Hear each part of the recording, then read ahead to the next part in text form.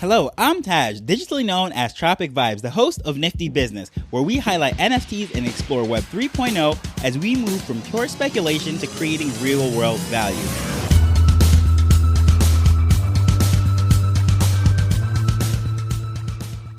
Recently, one of the people that I respect and admire most has purchased a multi-million-dollar manuscript that he plans to fractionalize into NFTs. Today, we're going to discuss what that means and why he did it. For you to fully understand this story, I have to give you a little context as to where all of this is coming from. 20 years ago, I was a teenager exploring this new thing that we call the internet. Web 2.0 wasn't even a thing yet when I started researching online business, marketing, and everything that seems normal today. Along the way, I have found very few people that I respect more than Russell Brunson. And during the last few years, he's spent millions of dollars buying first edition books and original manuscripts. It's no secret that he's assembling a private library for entrepreneurs. However, while listening to his Marketing Secrets podcast, he revealed something that probably 99.9% of the people that are listening to the podcast didn't realize, mainly because that audience is mostly there for the marketing. While he's speaking about these books, these manuscripts, and the library, he mentioned that he wanted to fractionalize the ownership of an unpublished manuscript into NFTs. And I was like, wow. This is pretty interesting. So first of all, what is a manuscript? A manuscript is a pre-release version of a book. It's a draft. Back in the day, it was handwritten, but now it could be typed. And this one in particular was done on a typewriter. So that's showing you how old this thing is. And if you ever heard of Napoleon Hill, he's the person that wrote Think and Grow Rich and countless other classics as far as self-improvement and entrepreneurial things. He was a person that written this unpublished manuscript. It has never been seen by the public eye. And Napoleon Hill is long gone. So why did he buy this thing? Well, for starters, he's a fan of Napoleon Hill's work, just like most marketing people and entrepreneurs, people that are into self-improvement. Along the way, that book, Think and Grow Rich, is going to come up and countless other examples of his work. However, there's a lot more than it than just being a fan. It is a very desirable thing, and it is something that is coveted within the entrepreneurial community. It's very niche, and these are people that are very highly passionate and willing to spend money on things that they absolutely love. However, this is an expensive, illiquid asset, meaning this is not something that can be easily sold. It's not like there's just manuscript flips going every 10 minutes, as we saw within the NFT space, for example. This is something that might take years to sell, even harder than selling a house. However, as being one of the best marketers in the entire world, he knows a thing or two about selling things, and it is a lot more than just selling this manuscript, trying to flip it. He's going to publish it and use it to grow his business. He has countless software companies, supplement companies, marketing companies, newsletters, you name it. So using this to grow all of those things, because the people that are most interested in what Napoleon Hill has to say are the type of people that would be buying from his other businesses. And as one of the best marketers in the world, he's able to get all that interest and funnel it in a direction in order to make sales from various channels. But why would he fractionalize this manuscript and turn it into an NFT? Well, the number one reason is to recover his initial investment. As I said, this is something that is very expensive and it's not liquid. This is not something that's going to be flipped and sold very quickly. So in order to recoup all of that spent up front, the fractionalized sales will help to recover those costs. And this is nothing new. This is something that has been going on for the longest time. For example, timeshares. That is a very flawed market. However, it is a good idea. So someone with a vacation home is not there the majority of the year. So just owning it for the 2-3 weeks that you would be on vacation is a good idea on paper, in theory. However, that industry is very broken and certain things have gone on through the years that have just been very shady and sketchy. So people might not look at it very favorably, but the idea is pretty sound. So something that's a little bit more sound is NetJets, which basically turns a private jet into the same concept. Most times when a CEO or a company has these jets, it's sitting at the airport in a hangar, unused, and still racking up expenses. So why not just fractionally pay for it when it's needed? And that's how all that started. And if you're not familiar with NetJets, it's one of the many companies that Warren Buffett's Berkshire Hathaway owns. Very interesting. And just a little side story, I was actually able to go up to one of these and actually sit in it while they were being maintained. Very cool. That happened when I was in school. And I wouldn't mind if they fractionalized that into an NFT. But going back to this, how much would you spend on something for business if you know that you could recover your initial investment very quickly?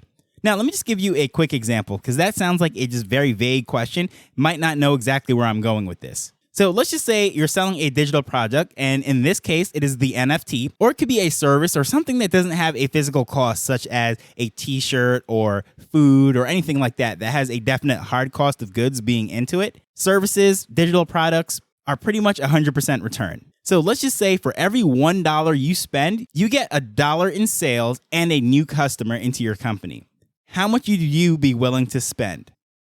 If your answer was an unlimited amount as long as it kept working, well, congratulations. You are officially a marketer.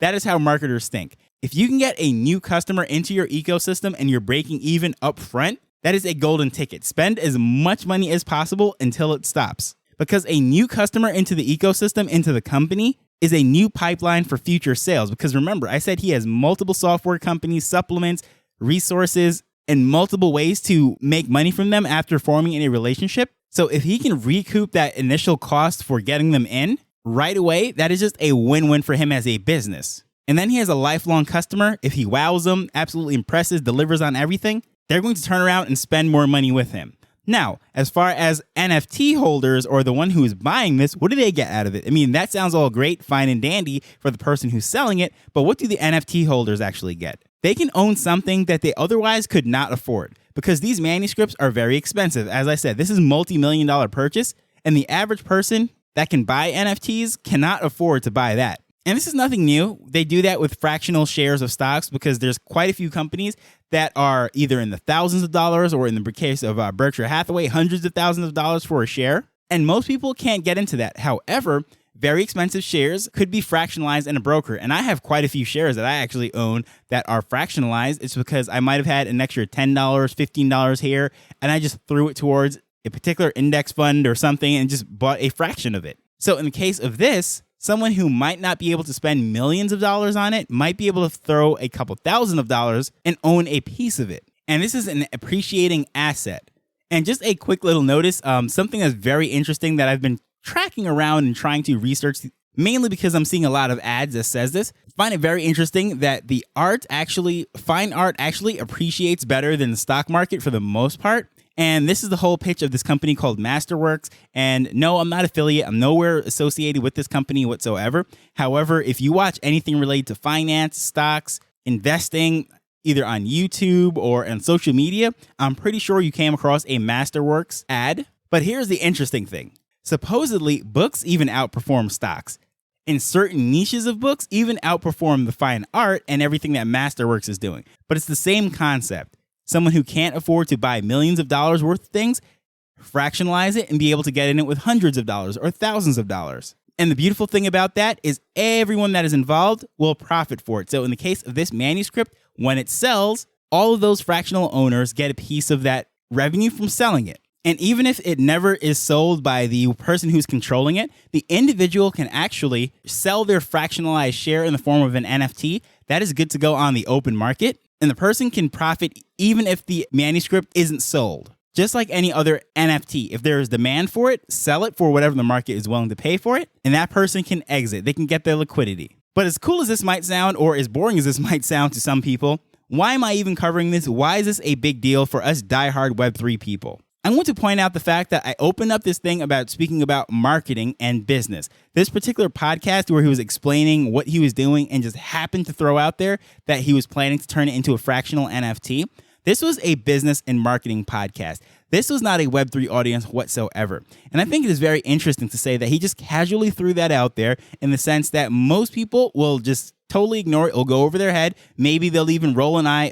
He's into NFTs as well. But what I really want to point out the fact that marketers definitely know how to sell things, convey ideas, really communicate things. And I think marketers will do a much better job of selling and onboarding people into Web3 than the tech diehard blockchain enthusiasts that are all about decentralization, cryptography, and all of those concepts will be able to onboard and communicate and speak to the masses. Not to mention, a lot of these NFT projects are missing people with business skills, business acumen, or whatever the word that you want to use. They might be artists, they might be coders, or they might be just community leaders. But as far as being able to put it together and build it into a business, a real sustainable, growing business that can even be sold, partner with even bigger companies, those skill sets are lacking in Web3, and in particular in the NFT space. And I truly believe that marketers can grow this space and really get more people on board and excited about NFTs in a way that most tech addicts cannot. And as he excites his fan base about this particular concept, guess what? They're going to turn around and they're going to explore other ones.